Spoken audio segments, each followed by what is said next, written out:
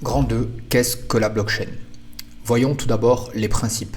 Je veux marquer ici la différence entre un réseau centralisé et un réseau décentralisé. Premièrement, les réseaux centralisés, nous les connaissons tous et je vais imager cela par des exemples qui nous sont communs. Premièrement, les banques, quand je me rends à mon distributeur de billets et que je demande un retrait de 20 euros, le distributeur va demander à ma banque, va communiquer avec ma banque pour savoir si j'ai les fonds suffisants pour qu'il puisse avoir l'autorisation de me confier un billet de 20 euros. Et il passe donc par une centrale de données qui est centralisée, qui se trouve à un seul endroit. Ensuite, le Uber. Uber, j'ai besoin d'un véhicule pour me rendre à un point précis de destination.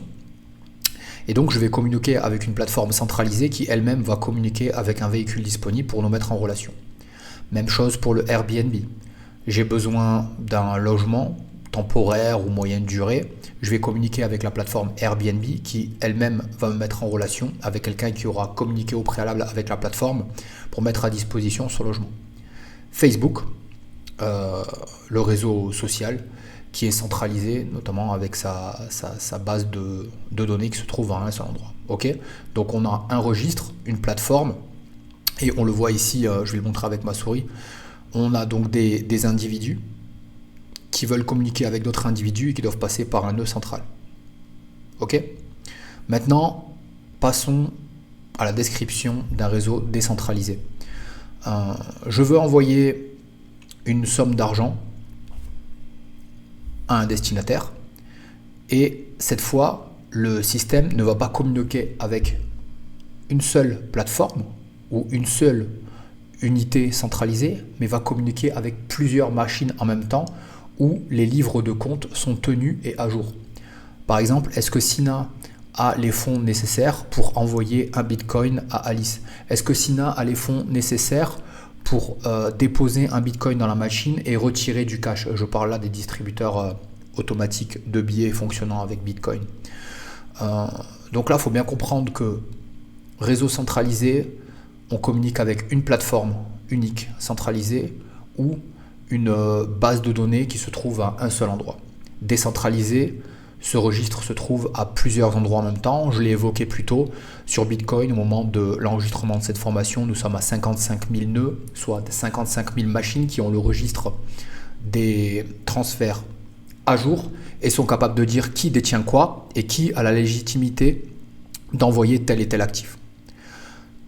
Un réseau décentralisé n'existe pas seulement sur Bitcoin. On voit apparaître les réseaux décentralisés sur les réseaux sociaux notamment. Et il y a Nostr qui a été créé par le fondateur de Twitter, qui a quitté Twitter pour diverses raisons. Et aujourd'hui, Nostr fonctionne exactement comme Bitcoin. On a une clé privée pour se connecter et on a une clé publique à donner aux différentes personnes qui voudraient nous suivre. Et on a affaire là à un réseau décentralisé où les données que l'on poste, les photos que l'on poste, etc. sont sur plusieurs machines à travers le monde. Alors, une machine peut mourir, tomber en panne, être confisquée, débranchée, enfin pour plusieurs raisons, elle peut être mise hors du réseau, déconnectée du réseau. Pas grave, on a des dizaines de milliers d'autres machines qui continuent à faire fonctionner le réseau. Il y a une panne dans votre banque, vous ne pouvez plus retirer vos fonds. On a Uber, on a la plateforme Uber qui plante, on peut pas commander de taxi.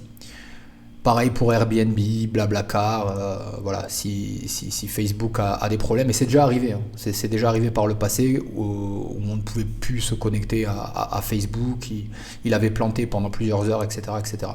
Bitcoin aujourd'hui, c'est le réseau le plus sécurisé de l'histoire de l'informatique. Je vais montrer un petit peu Nostr. Pour aller sur Nostr, il faut un client. En gros, il faut des lunettes pour regarder ce qui se passe sur le réseau Nostr. On appelle ça un client. Donc il faut taper Iris Nostr.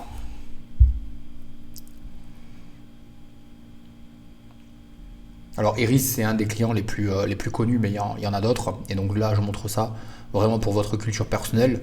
Moi, je suis déjà connecté. Donc j'ai rentré ma clé privée pour me connecter. Et si vous vous connectez pour la première fois, il va vous donner une clé privée notamment et à garder de manière sûre. Donc après, bon, c'est pas aussi important que d'avoir des fonds en BTC. Mais c'est ça qui va vous permettre de retrouver votre compte et évidemment de ne pas la partager sinon quelqu'un prend le contrôle de votre compte. Ce que vous pouvez partager, en revanche, c'est votre clé publique. Et donc vous voyez là, ça fonctionne comme Twitter où vous voyez plusieurs informations défiler sur le fil d'actualité, etc., etc. Donc c'est pour montrer que la décentralisation ne concerne pas forcément que le Bitcoin. Ça concerne aussi notamment les jeux vidéo. Par exemple, avant, pour les plus gamers d'entre vous, Age of Empires, alors après je suis pas un expert, hein, mais si vous aviez une arme dans le jeu, etc., et que quelqu'un vous faisait un tour de passe-passe, une malice ou utilisait un code triche pour vous la prendre, il n'y a qu'une seule entité qui peut valider ça. Donc il peut tricher auprès d'une seule entité, ça tombe bien, il y en a une. Mais s'il y avait plusieurs registres qui diraient non, mais ce qu'a fait ce joueur n'est pas légitime et il n'a aucune légitimité à détenir cet objet ou cette arme, ça n'arriverait pas. Et on voit de plus en plus de jeux vidéo passer par la blockchain notamment. Vous avez certainement entendu parler des métaverses, etc. Donc voilà, ça fonctionne de manière décentralisée. Les registres se trouvent sur plusieurs machines en même temps. J'espère que ça a bien été clair et que vous imaginez bien la communication d'un réseau centralisé où on passe par une plateforme unique et une plateforme décentralisée qui valide avec plusieurs. Dernière info avant de passer à la diapo suivante. Quand j'envoie du Bitcoin, en général, pour que vous puissiez bénéficier des fonds à 100%, le réseau attend une confirmation attend 16 confirmations. Attend que 16 nœuds disent oui, cette transaction est légitime et est enregistrée. Aujourd'hui, ces bitcoins-là ne sont plus de Sina, mais sont d'Alice. Et Alice pourra ainsi profiter des BTC. Donc c'est là où c'est majeur, c'est la décentralisation. Et décentralisation est synonyme de incensurable. Quand vous avez par exemple des ennuis avec votre État, etc., et qui veulent vous faire payer une certaine somme et que vous ne voulez pas payer, ils ont toute légitimité notamment à communiquer avec votre banque et dire cette somme-là, elle est pour nous. Ils vous la bloquent. Ils vous la bloquent ou ils vous la prennent, ils vous prélèvent. Ceci n'est pas possible sur un réseau décentralisé et libre parce que les machines se trouvent dans plusieurs pays en même temps.